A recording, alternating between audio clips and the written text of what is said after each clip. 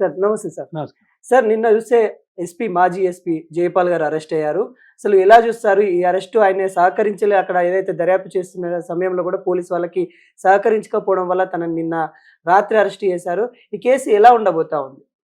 ఒక పోలీస్ అధికారి తను డ్యూటీలో ఉండంగా అతని బాధ్యతని ప్రొసీజరల్ వైజ్గా, సబ్స్టాంటివ్ రైట్స్ వైజ్గా నిర్వర్తించేటప్పుడు కొన్ని ఆటంకాలు వస్తాయి. హ్మ్.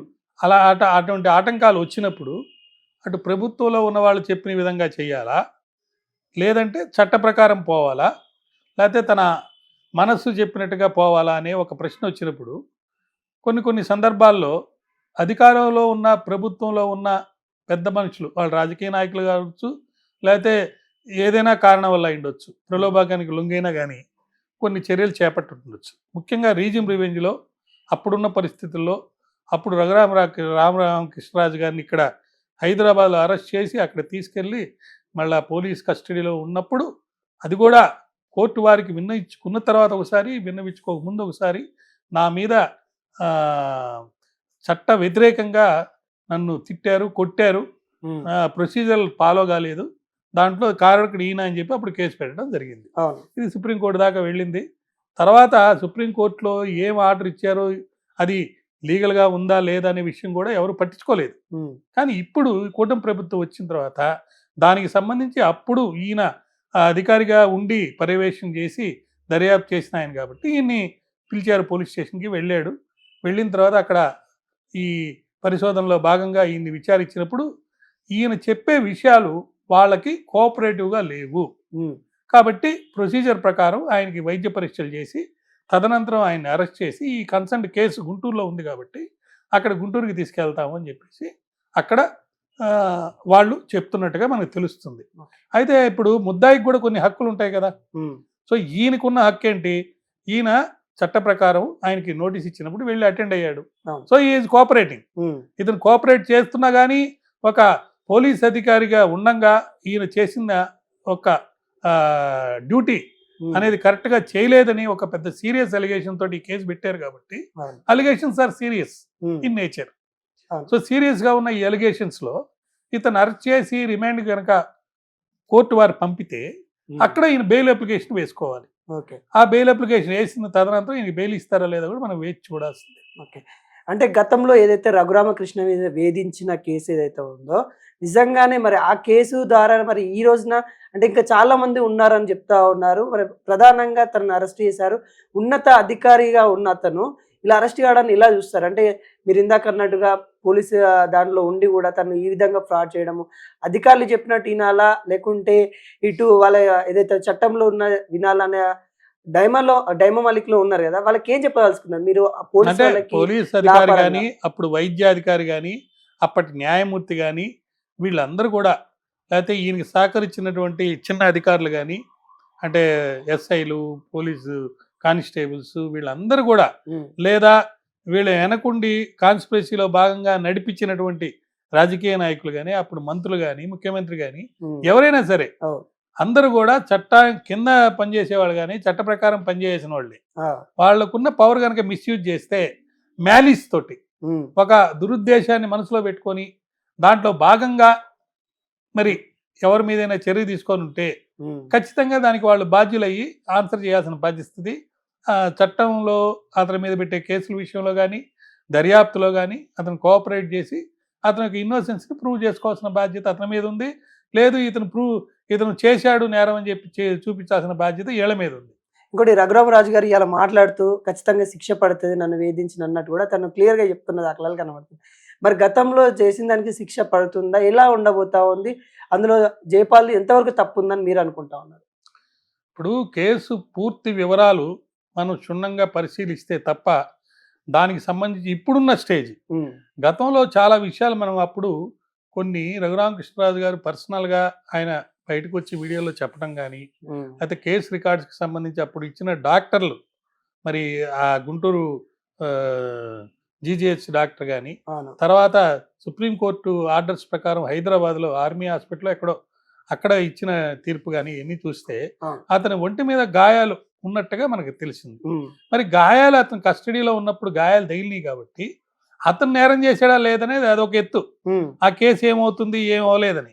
కానీ ఇతన్ని అరెస్ట్ చేసినప్పుడు కానీ, చేసే సందర్భంలో కానీ, తర్వాత ట్రాన్స్మిషన్లో ఆయన తీసుకొచ్చినప్పుడు కానీ, దాని తదనంతరం కోర్టుకు ప్రొడ్యూస్ చేసిన తర్వాత వాళ్ళ కస్టడీలో ఉన్నప్పుడు విచారించే దాంట్లో భాగంగా కొంతమంది ముసుగులు వేసుకొని ఏదో చేశారని చెప్పి ఈయన అలిగేషన్. టైం కూడా చాలా తీసుకున్నారు 24 hours లో చేయలేదు. ఇట్లాంటి అంటే ప్రొసీజర్ వైలేట్ చేశారు, నా యొక్క సబ్స్టాన్సివ్ రైట్ ను వైలేట్ చేశారు, నా ఇన్నోసెన్స్ నేను ప్రూవ్ చేసుకోవాలని నేను ప్రయత్నం చేస్తుంటే వీళ్ళు చట్ట ప్రకారం వాళ్ళు పెట్టిన కేసుల్లో నేను తప్పు చేశానా లేదనేది చూపించడానికి పక్కన పెట్టి కాన్స్పిరసీలో భాగంగా హెరాస్ చేశారు, నన్ను ఇబ్బంది పెట్టారు, నన్ను కొట్టారు, తిట్టారు, నన్ను చట్ట వ్యతిరేకంగా వాళ్ళు చేయకుండా పనులన్నీ చేశారని చెప్పి ఈయన ఒక అలిగేషన్. దాన్ని ప్రూవ్ కావాలి కదా, ప్రూవ్ అయినప్పుడు ఖచ్చితంగా వాళ్ళ మీద చర్యలు అనేది జరుగుతుంది. ఒకవేళ ప్రూవ్ అయితే ఎలాంటి శిక్ష పడే ఛాన్స్? సీరియస్ గానే ఉంటది అఫెన్స్.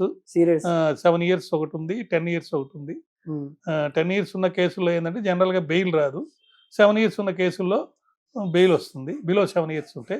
కాకపోతే ఇక్కడ డ్యూటీలో ఉన్న ఒక ఉన్నతాధికారి ఎవరైతే మానవ హక్కులను కాపాడాలో ఆయనే ప్రాథమిక హక్కులు మానవ హక్కుల్ని భంగం కలిగించినట్టుగా ఒక అలిగేషన్ అనేది ఉంది. దాంట్లో గనక పడితే బాగానే శిక్ష పడుతుంది.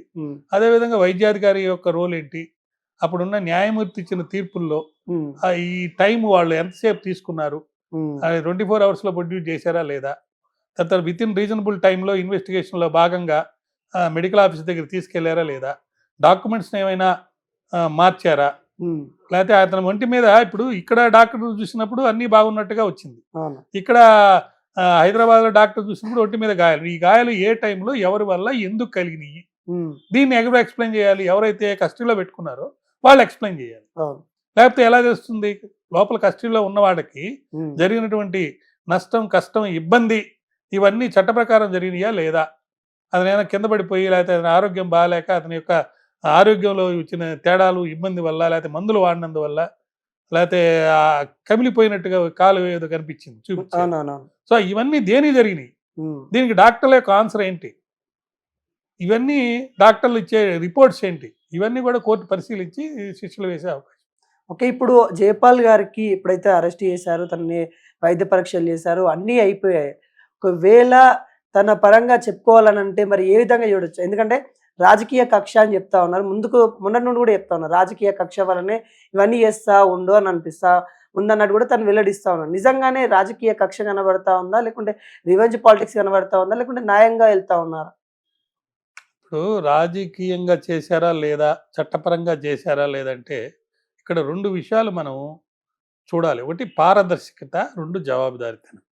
ఈ 2 దీంట్లో ఉన్నాయా లేవా, ఇంత ఆలస్యం ఎందుకు జరిగింది, మరి కూటమి ప్రభుత్వం వచ్చి కూడా చాలా రోజులైనాయి కదా, ఇప్పుడే ఎందుకు ఈ చర్యలు తీసుకున్నారు ఒకటి.